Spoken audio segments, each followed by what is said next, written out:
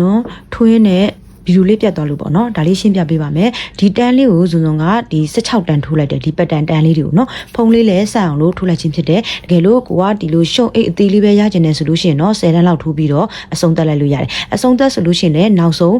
ဖူမီဟိုလဲနောက်ဆုံးဇွန်တို့ကမှတ်တိလေးမှတ်ခဲ့တဲ့နေရာလေးမှာ stick လေးနဲ့ဆက်ပြီးတော့ခြီစိမ့်လေးကိုယူပြီးတော့ထိုးသွားမှာဖြစ်ပါတယ်ခြီစိမ့်ထိုးတာလေးကိုတော့ဇွန်ပြပြထားပါတယ်ခြီစိမ့်လေးကိုslit knot လေးခြီခွင်းလေးလှုပ်လိုက်မယ်ပေါ့နော်ခြီစိမ့်လေးကိုခြီခွင်းလေးလှုပ်အဲ့ခြီခွင်းလေးကိုတားလေးဒီမှာဒီထဲကိုထိုးမယ်နော်ဒီဟာလေးကိုတားလေးဒီလိုမျိုးလေးဆွဲလိုက်ဒီကျိုးဖြူလေးကိုနော်ကျိုးဖြူလေးလည်းဖြတ်တော့မှာနော်ဒါမဲ့ဒီဟာလေးကိုတိုးသွားမှာဆိုလို့ဒီလိုမျိုးလေးလှုပ်နော်ဒါခြီဆက်တဲ့နီးလဲခေါ်တယ်ပေါ့နော်ပြီးတော့ဒီမှာဒီအခုဒီတိုင်ပေါ့နော်ဒီမှာပထမဆုံးတိုင်မှာဆိုလို့တိုင်တူလေးအရင်ထိုးမယ်နော်တိုင်တူလေးထိုးလိုက်မယ်ထိုးပြီးသွားရင်1 2 3 4ချိန်လေးခုထိုးမယ်နော်အဲ့တော့ဒီရဲ့ခြိအဖြူလေးကိုဇွန်ဖြတ်လိုက်တော့မယ်နော်ကျိုးစာလေးကိုဒီလောက်ထားပြီးတော့ညှက်လိုက်တော့မယ်ညှက်ပြီးတော့ဒါခြိဖြူလေးရထားလိုက်တော့ဒီခြိစိမ့်လေးနဲ့သွားမယ်ခြိစိမ့်လေးကိုခုဒီမှာတိုင်တူလေးထိုးပြီးတော့ချိန်လေးခုထိုးခဲ့ပြီချိန်လေးခုထိုးပြီးတော့ဇွန်တို့ဘယ်မှာလာထိုးမလဲဆိုတော့တိုင်ဒီမှာဒီတိုင်ရှိတစ်တိုင်နှစ်တိုင်ဒီနှစ်တိုင်ကိုကြော်မယ်ကြော်ပြီးတော့ဒီမှာ3တိုင်မြောက်ဖုန်မီချမ်းနဲ့ကိုဝင်ပြီးတော့တို့တိုင်တူလေးထိုးလိုက်မယ်နော်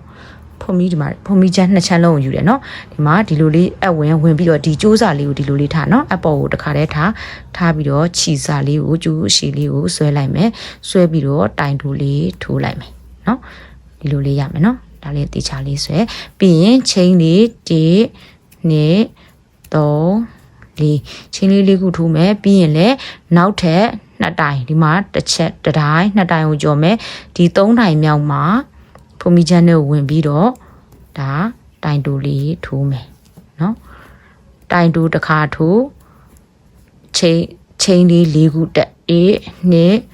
3 4ချင်းလေးခုတက်အောက်မှာကျတော့2တိုင်ကိုကြော်မယ်နော်ဒီမှာတစ်တိုင်တေချာလေးကြည့်နော်ဒီမှာတစ်တိုင်ဖုန်မီတိုင်ပေါ့နော်ဖုန်မီတိုင်ဒါတော့တိုင်မဟုတ်ပေမဲ့ဒီချိန်ခွင်းလေးလည်းဒါကြော်ရမှာနော်1 2ကြော်ပြီးတော့ဒီမှာလာပြီးတော့တိုင်တူလေးလာဆိုင်မယ်နော်အဲ့လိုလေးစုံကိုပက်လဲထိုးခဲ့ပြရမှာနော်ဒါခြီစာလေးကအဲ့လိုလေးပဲတင်သွားမယ်နော်အဲ့တော့1 2 3 4ဒီလိုပဲအောက်က3တိုင်ကြော်မယ်1ဒီမှာနော်1 2တိုင်ကြော်မယ်ပြောတာ1 2ကိုကြော်ဒီတိုင်မှာလာပြီးတော့အဝင်ပြီးတော့တိုင်တူလေးစိုက်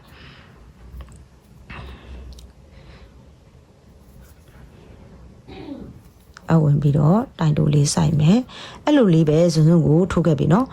ခြီလေးကနည်းနည်းညှိတယ်ခြီညှိရင်တော့ပွားသွားမှာဆိုလို့ဇွန်ကဟုတ်ကြဒါလေးတောင်ခြီလေးကပွားသွားတယ်ဒီရဲ့တိုင်ပေါ်မှာထိုးမယ်တိုင်တူလေးပြီးရင်ချိန်လေး1 2 3 4နော်အဲ့တိုင်းလေးပက်လဲအောက်မှာဒီချိန်လေး2ခုကိုကြော်မယ်3ခုမြောက်မှာတိုင်တူထိုးနောက်ချိန်လေး4ခုတက်အဲ့လိုပဲထိုးသွားမယ်နော်တိုင်တူလေးကို2ခုကြော်မှာထိုးအဲ့လိုလေးပက်လဲလေးစွန်းစွန်းထိုးခဲ့ပြီနော်ထိုးလာတာဒီခွင်းလေးတွေကိုဒါနောက်ဆုံးလှည့်လေးရောက်ပြီပေါ့နော်ဒီမှာနောက်ဆုံး2တိုင်ကြော်တဲ့လှည့်မှာလဲတိုင်တူလေးထိုးပြီးတော့ချိန်လေး1 2 3 4ချိန်လေးခုထိုးလိုက်မယ်ထိုးပြီးသွားရင်ဒီမှာဒီရဲ့ထိတ်မှာနော်ဒီမှာဒီရဲ့ထိတ်နော်ဒီအဖြူထိတ်နေရာလေးမှာလာပြီးတော့ဆက်လိုက်မယ်ရှက်ကော်လေးနဲ့ဆက်မယ်နော်ဒီလိုလေးရှက်ကော်လေးနဲ့ဆက်လိုက်မယ်ဆက်ပြီးသွားလို့ရှိရင်ပြီးတော့လေဒီမှာအနောက်မှာရှိတဲ့ဒီဟာလေးတွေစောစောကခြီသိမ်းခဲ့တဲ့ဟာလေးကလေတေချာလေးပေါ်နေမှာကြောက်ဒီလိုလေးထုံးလိုက်နော်ထုံးပြီးတော့ခြီစလေးကိုကကြီးလေးနဲ့ညက်လိုက်နော်တူနည်းနည်းလေးခြီအစလေးတွေပေါ်နေမှာဆိုလို့လေအဲ့ဒါလေးကိုထုံးပြီးတော့